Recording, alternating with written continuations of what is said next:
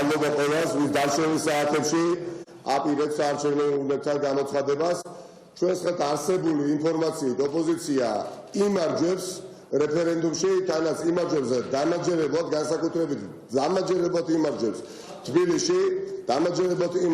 თბილისში, როგორც რეფერენდუმის ნაწილში, ასევე თბილისის მერის არჩევნების ნაწილში, ახლა მთავარია ყველა დარჩენილ საათებში მივიდეთ და გავზარდოთ ეს სხვაობა ქართულ ხალხსა და ქართულ ოცნებას შორის და კიდევ უფრო მკაფიო გავხადოთ ქართული ხალხის პასუხი. ეს არის ძალიან მნიშვნელოვანი, რომ ქართულ ოცნებას არ მიეცეს შესაძლებლობა არანაირი манипуляციების შედეგად რაიმე სახის გავლენა მოახდინოს არჩევნების შედეგებზე.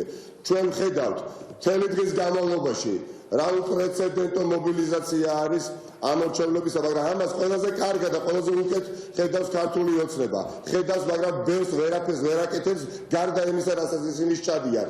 ტრადიციულად რასაც არიან მიჩვეული დაშინებას, შანტაჟს, ფულის დარიგებას და ასე შემდეგ. მაგრამ ყველაფერს ყავლი აუვიდა.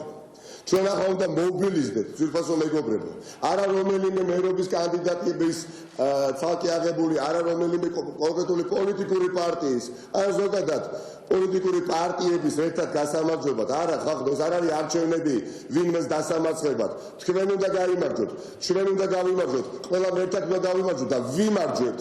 უბრალოდ ახლა მთავარია დარჩენილ 4 საათში გავზარდოთ ეს სხვაობა, მივიდეთ და მივიღოთ მონაწილეობა საქართველოს თანამედროვე ისტორიის უმნიშვნელოვანესი პროცესის ბოლომდე მიყვანაში. ეს არის მნიშვნელოვანი ხალხო, განსაკუთრებით დიდ ქალაქებში მცხოვრებ ადამიანებს მიმართავ.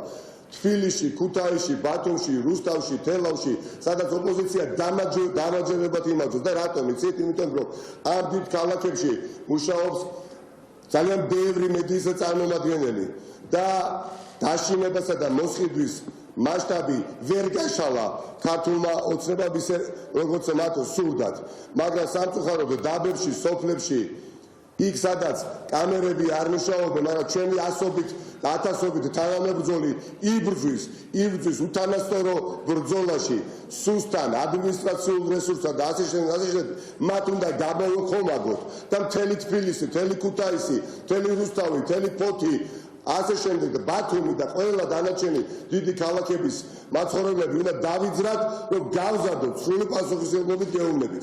გავზარდოთ სხვაობა გავზარდოთ ქართულ ოცნებასა და ქართულ ხალხს შორის ქართული ხალხის სასარგებლოდ.